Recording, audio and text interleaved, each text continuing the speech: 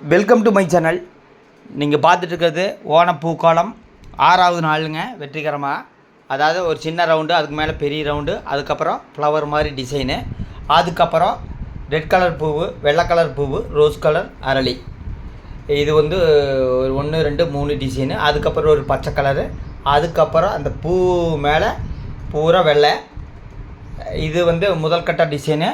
அதுக்கப்புறம் பார்த்தீங்கன்னா அடுத்த டிசைன் பார்த்தீங்கன்னா வெள்ளை கலர் பூவு.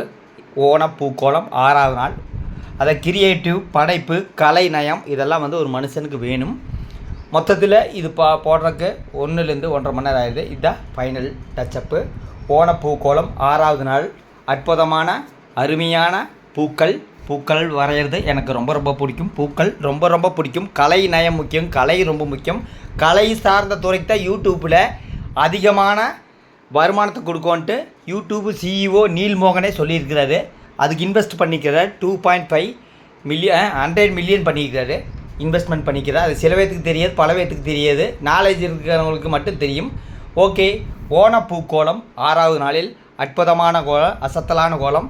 இன்னொரு 6 நாள் அவ்வளோதான், முடிந்தது. வியாழன், அடுத்த வாரம் வியாழக்கிழமையோட பூக்கோளம் வந்து முடிந்தது. மொத்தத்தில் இந்த வருடத்தின் 6வது நாளில் போடப்பட்ட ஓணப்பூக்கோளம். பூக்கள் சம்பந்தமாக இருக்கிறவங்க வீடியோ பார்த்து ரசிக்கலாம். வலுக்கட்டாயமாக பார்க்க வேண்டாங்க. ஒரு சிலர் பார்ப்பாங்க, ஒரு சிலர் வேலை இருக்குங்க. வேலை வெட்டி இல்லாதவங்க கண்டிப்பாக வேறு வீடியோ பார்க்கலாம்.